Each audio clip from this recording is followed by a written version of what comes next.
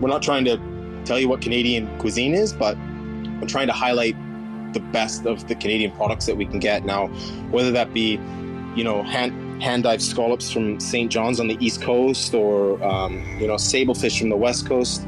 So it's a really exciting time to be cooking here, trying to find my own style with that too. So that's kind of what keeps me going every day here. This is the Deep in the Weeds podcast. I'm Anthony Huckstep.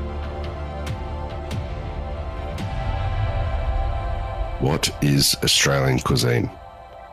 It's a question so many of us are asked, but it's not an easy thing to surmise given the influence of migration, our Indigenous community, native ingredients, the link to the British Isles, and our proximity to Asia. Other cuisines, on the surface, such as Italian, Japanese, Chinese, are far easier cuisines to articulate. Canadian cuisine, like Australian, is not as easy either. So what is Canadian cuisine? Ron McKinlay is a chef de cuisine of Canoe Restaurant in Toronto, Canada. Ron, how you going? Yeah, good, mate. How are you? Good. I understand it's Friday evening there and you may or may not be having an alcoholic beverage. Yeah, I had to have a cheeky one. It's Friday night, and with all the restaurants still shut here, I'm not going to get this chance that much more often, hopefully, so I'll take it when I can. Well, we haven't spoken to anyone in Canada so far. We've spoken to chefs and restaurateurs all over the world, but can you give us a sense of what things are like there at the moment? Yeah, so, it's still a bit of a nightmare here. Toronto in general, we're a population of about, Toronto City Centre, about 3 million, so we're still in lockdown. We haven't had bums in seats for over 300 days. Wow. So if I'm not wrong, I think we're the longest city at the moment that's still in a proper lockdown. So yeah, it's been a game changer for sure. What sort of impact has that had on your restaurant and your role, given the level that you guys operate at? I've been a lucky one in terms of, like a lot of other people, we got laid off until we figured out what actually was going on. And I've been back to work for the majority of my time. My brigade went from, 25 to 30 cooks down to me and 2 sous chefs. And with that, we're not serving customers, we're putting food in boxes. So it's a change, it's different. It's a completely different way of thinking, which I'm sure you've heard many different variations from everyone you've spoken to. But yeah, it's just been a halt. So it's still hard to get used to thinking about it, really. But yeah, we're making the best of the situation, and I'm still able to see a couple of my guys every day, and it gives us a routine to get through. So could be worse. Canoe has won many accolades, and I want to take a deep dive into that a bit later. But you've worked all over the globe. What led you to a career in cooking? I don't know. I think you ask a lot of chefs that. We never really know. I was a pretty fat kid growing up, and I was always stuck in the kitchen eating. So, I always loved food. I like to think of myself back in the day anyways, as a kind of an athlete, but one that would never make it anywhere. So I had my hand at rugby back in the day, and that didn't work out. So come my early 20s, I needed to get serious about something, and I just kind of fell back on what I knew I liked. So it made sense at the time, and then I just kind of really jumped into it. Well, you got into the industry a bit older than many do. What was that experience like for you?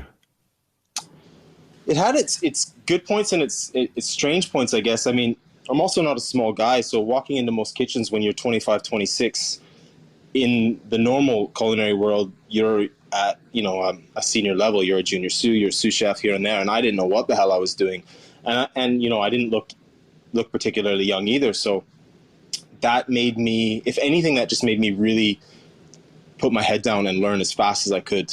I was a little bit, I say mature, I'm definitely not mature, but at least I knew, I had some of my partying days out of the way, and I knew what I wanted to do, and I made a few decisions that I probably wouldn't have made, when I was 18 or 19. So I kind of, in a way, was able to fast track a few things and pick the right people to work for and get lucky in that regard. So it had a few difficult decisions when I was younger, getting into a career a little bit older than most, but once I started it, I knew it wasn't a mistake. I don't know what else I would do if I wasn't cooking. Well, it led to a sort of a global exploration for you in the kitchens all over the world. But why did you leave Canada so quickly after gaining your accreditation? I just knew there was something. I'd always liked traveling. You know, when I was 18, straight out of high school, I moved to New Zealand and I played rugby over there for a little while, and I really liked being away from Canada and traveling. So that, I know how crazy that sounds, but it was always nice to just be away. And then I that the only way to do that was to get involved with the Michelin level of cooking. So to go to the UK, I've got my grandfather and that side of the family is all from there, and so at the time it just made sense to just get stuck in. So that's basically what I did. Well, tell us about your time in the UK. You focused on the Michelin restaurants. What were the kitchens like there, and what were the main influences for you?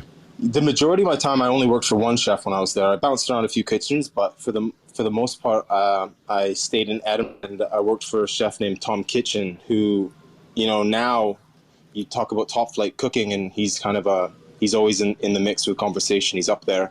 He's an amazing chef, but at the time he was new. We hadn't got a Michelin star yet. I just rocked up for a star. Ended up working for a few weeks for free. Someone got fired, I got hired, and then that was it. I worked for him for almost 4 years off and on. That kitchen was a wealth of knowledge. I learned everything, like every little detail, picking herbs properly to, butchering a fish properly, seeing him make classic dishes. He was one of the last guys to come out of the kitchens with Pierre Kaufman. So his work ethic and his kitchen style was definitely one to get used to or leave very quickly, and a lot of people did, but I loved it. And I would never be where I am today if I didn't stick it out in that kitchen. It was a completely career changing time for me. You spent some time in Scotland. Well, tell us about your connection that you made with ingredients there. Well, the cool thing about Scotland and Canada is, we share a lot of the same flora and fauna in that regard. But their larder there in Scotland is incredible. Like their seafood, their lobsters, their scallops, their langoustines, everything down to like the venison and the lamb that we were using. And it's incredible. And it's a small country. Canada's massive, right? So, we were getting fish that was so fresh it was still in rigor mortis. Like we'd be in the shit for service because the fish was still in rigor. Which sounds like a weird problem to have, but it happened. The mackerel would come in and it was still bent. So experiences like that, at the time it didn't really click with how special that was, but in retrospect, looking back now, like still to this day, a lot of the food and the touches that I put on the plates are completely because of the time I spent over there. Are there any dishes that you remember cooking techniques because of these incredible ingredients that you've held on to? Yeah, I mean, techniques for sure. Just really classical cooking, like no bullshit. No tweezers, none of that. Just we'd get he would get hares in at 7:00 in the morning, still fur on, warm from the chute, that we'd be gutting, taking the blood out to finish the sauce at the end and make proper hare a la royale. Pierre Kaufman would come and spend a week with us and teach us how to bone out pig's trotters and stuff them like his classical dish.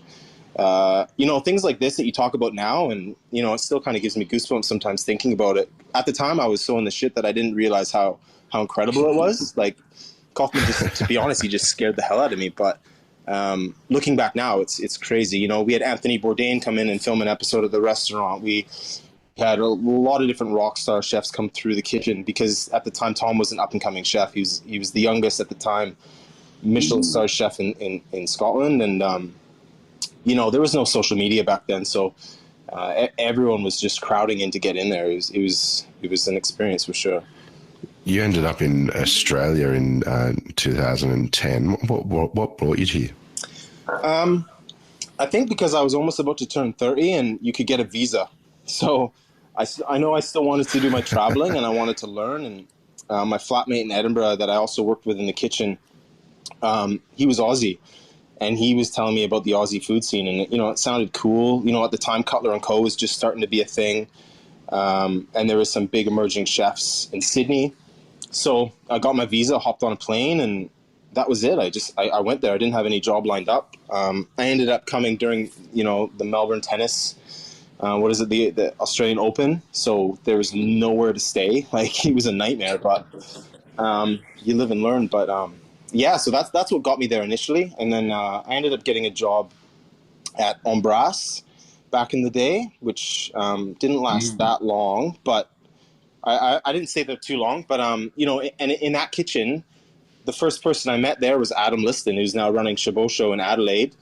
And our pastry chef was Matt Forbes, he's running Cobb Lane Bakery there in Melbourne as well. So, that was a pretty good start for me once I got there. You were involved in Gordon Ramsay's short opening with May's restaurant in Melbourne. What was that experience like? The biggest takeaway that I learned from it was a big brigade, bigger than I'd ever worked in before. But the biggest thing I learned there was, and what they didn't do was they didn't cook for the customer. They were cooking British food, and it didn't really work. Whereas they weren't cooking for the Australian palate.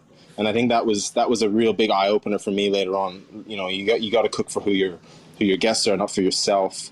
But saying that, that was also a great experience, because the guys on that team, like, you look at some of the guys that were there cooking alongside me. There was like Emil, who runs Clove Lane out in Randwick now in Sydney. Jamie Lee, who's the head chef at Fiskabar in Copenhagen. Like, there were some rock star boys in that kitchen. So it was just another experience and learning lesson for me. But one I definitely took away from was, cook for the customer, not for yourself. That's what I really learned when I was there. In the short time I was there, I was only there for 6 months, because of the bloody Aussie visa situation. You can only do 6 months at each employer. So that was hard as well. Well, you left Canada in search of a new adventure and a new home, and you found one actually in Melbourne at Estelle under Scott Pickett. Tell us about your time working with Scott. Chefo, yeah, that was I did find a home there, and I was with him for quite a while. I was with him for almost 4 years, I'd say. Chefo's he's a special chef. He's not like, he's not your normal chef by any means. He's nuts in many ways, but he's got an energy that just bounds off of him, and it's kind of, it flies through the kitchen, and that was one of the things that kept me with him for so long. I just loved working with him, and he's a wealth of knowledge. I mean, he can just start reciting classical technique like nobody's business. And then he's also a great businessman. So to see him run a business, at the time when I started at Estelle, there was me and 3 others, I think. I rocked up on a Friday night for a stage. He just basically looked at me up and down. He said, "Can you cook?" I said, "Yeah." He's like, "Okay, well then tonight you're on the sauce. Let's go. We're full." And that was it. Wow. Yeah, it was 4 years later, and I was so. I've got a lot of time for Sheffield. We were even fortunate enough to fly him out here a couple of years back and do kind of a mentorship dinner here in Toronto. So I was able to pay a little bit of, pay a bit of respect to him in that regard, which was, that was great. You fell in love with the Scottish ingredients. What was the feeling that you got working with Australian ingredients for the first time? Were there some that really stood out for you during your time?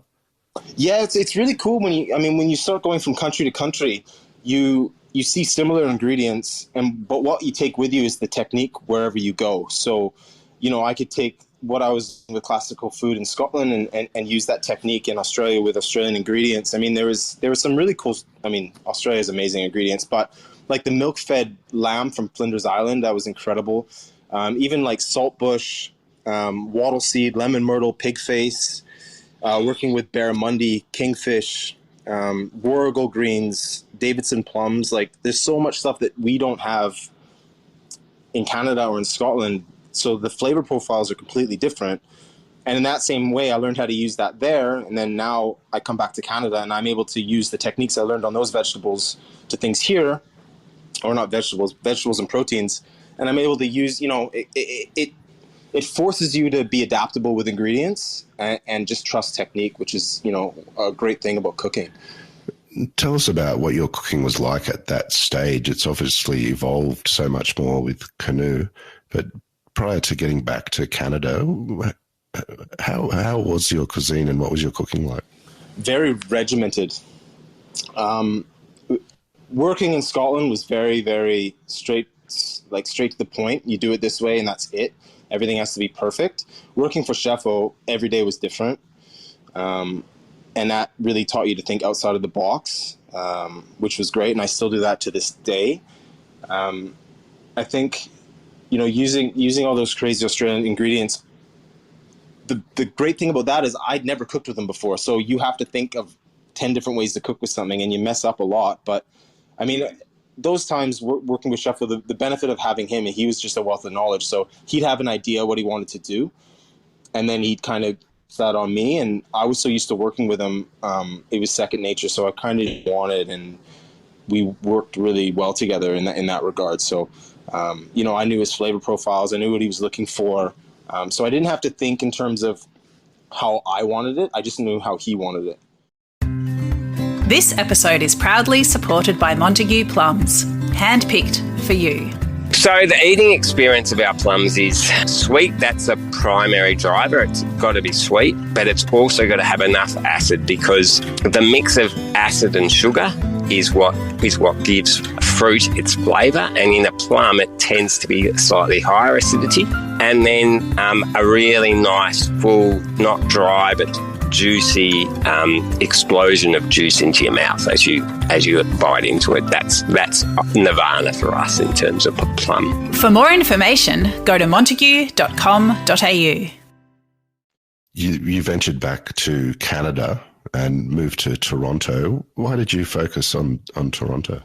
I'd initially gone back home to Vancouver, which is on the West Coast, but there was nothing really there. The food scene there is good, but Toronto's kind of really eclectic and really interesting, and there's a huge energy in the city. It's a big city, and I got a phone call from John Horn, who's the district executive out here, and he'd seen my CV, and they flew me out, and I spent a couple days in the kitchen here, and I loved it. I mean, this restaurant is probably the longest running fine dining restaurant in the country. It's its 26th year. It's a beautiful venue. It's on the 54th floor overlooking the city, kind of like a Vue de Monde in that way. It looks over the city, gorgeous views. It's a big place. And it's also, it's a very well-regarded restaurant. So for me coming back home after all these years abroad, to have something like this, a platform that's already built up for me to try and make a mark and get my name out there, it just made sense at the time. Well, tell us a bit about Canoe and what you're doing there. You've won awards, including Best Farm to Table, and tell us about your connection with producers and what you're doing. Yeah, the whole basis of this restaurant was always to highlight Canadian food and Canadian cuisine. So, like you said in your intro, no one really knows what Canadian and Australian cuisine is. It's an amalgamation of all the different people that make the country. So we're not trying to tell you what Canadian cuisine is, but I'm trying to highlight the best of the Canadian products that we can get now, whether that be, hand-dyed scallops from St. John's on the East Coast, or, sablefish from the West Coast. We have an amazing supplier here in Toronto, Tamarack Farms, that they grow lamb just for us.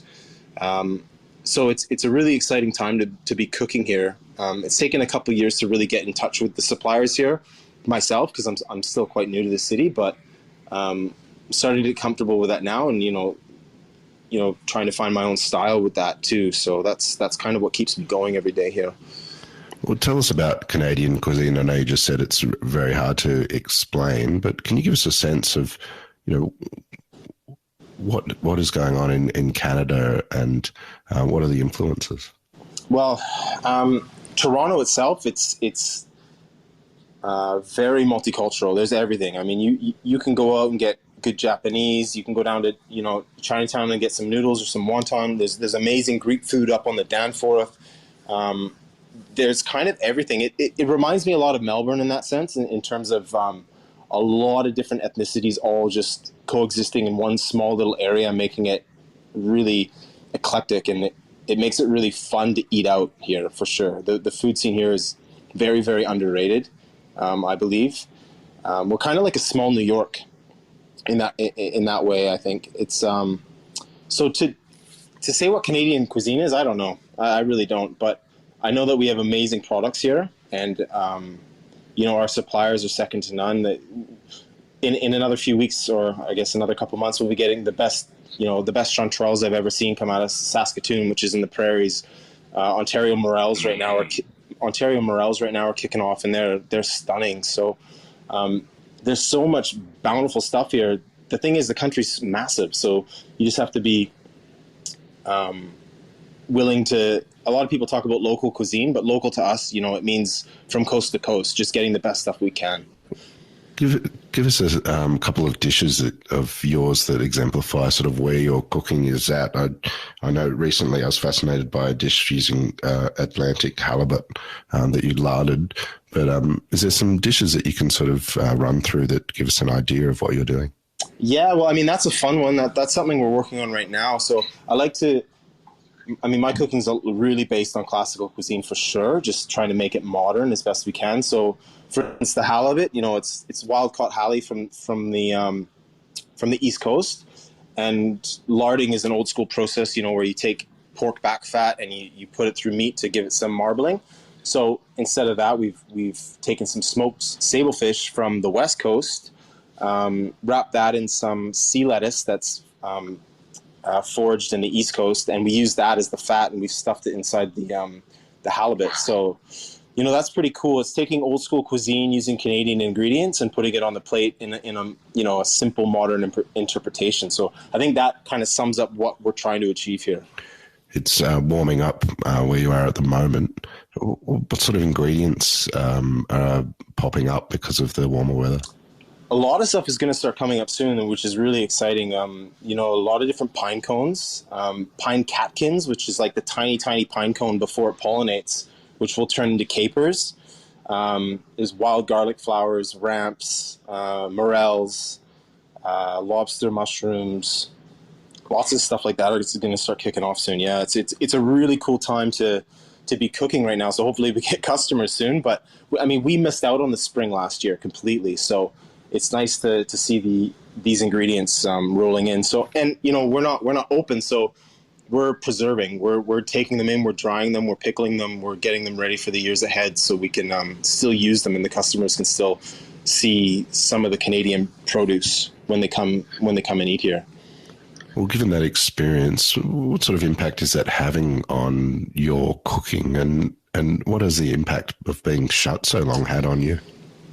Being shut so long, I mean, there's a silver lining in that for me. In January 2020, we shut for a complete refurb of the restaurant. We shut for about 2 months. We did, a multi-million-dollar refurb. We kitted out the kitchen, and then we opened for 3 weeks, and then we got shut for COVID. Wow. So that was a nightmare. But also in that time, I had a total right hip replacement. So I had a pretty serious surgery, and this time had given me, I didn't have to spend 16 hours a day on my feet. I was able to actually, take some time and recoup myself a little bit. So without the stress behind, leaving a running restaurant one way. But other than that, the biggest thing is just, seeing your staff have to be laid off. It hurts, right? Like, you have so many guys. We're a big kitchen. We have, at any time between 20 and 30 staff in this kitchen. So knowing that those cooks are laid off, and, cooks are very, they're soft-spoken in many ways. They don't like to speak their minds, but going through something like this where they have to stay home all day, and they can't have this social aspect of coming to work anymore. That weighs on your mind a lot too, right? There's not much you can do, but it's not a nice feeling. Your career has really relied on travel all over the globe, and that's not something that people can do right now. What sort of impact do you think that will have on future generations of chefs, that inability to travel and work in different kitchens all over the globe? Yeah, I think the ability to travel is one of those things that really makes or breaks a chef. I think you can look at almost any top chef out there, and most of them have had overseas experience. And now, obviously, the more and more chefs are traveling and coming back home, that's to the benefit of the young cooks now, because there's a wealth of knowledge that they can learn from. So it's not as dependent on travel as it used to be, especially with social media and things like that. You can learn a lot, but I also think it forces you to grow up a little bit when you're away from your family and you got to fend for yourself. Me personally, it really made me like put my head down in the kitchen, because that's where I knew I went there for a reason. There wasn't any of my friends like pulling me away or going out. I didn't know anybody, so I just worked. But yeah, I think that the ability to travel, taking that away from young chefs is, it's detrimental to hospitality for sure. Not as much as it would have been maybe 10 years ago, but it's definitely something that hopefully soon it's back on track, because even just having guest chefs come and cook with you, that's another thing. Being able to have a guest chef come over from the UK or Australia or wherever and come and spend a night in your kitchen, or vice versa, that's one of the perks of the trade that I really don't want to have to miss out on. Throughout your career, you've had a really amazing connection with local produce, whatever country you're in. But what is it that drives you, and what do you love about chefing? It's the creative aspect, for sure. Just being able to get something in and change it however you want.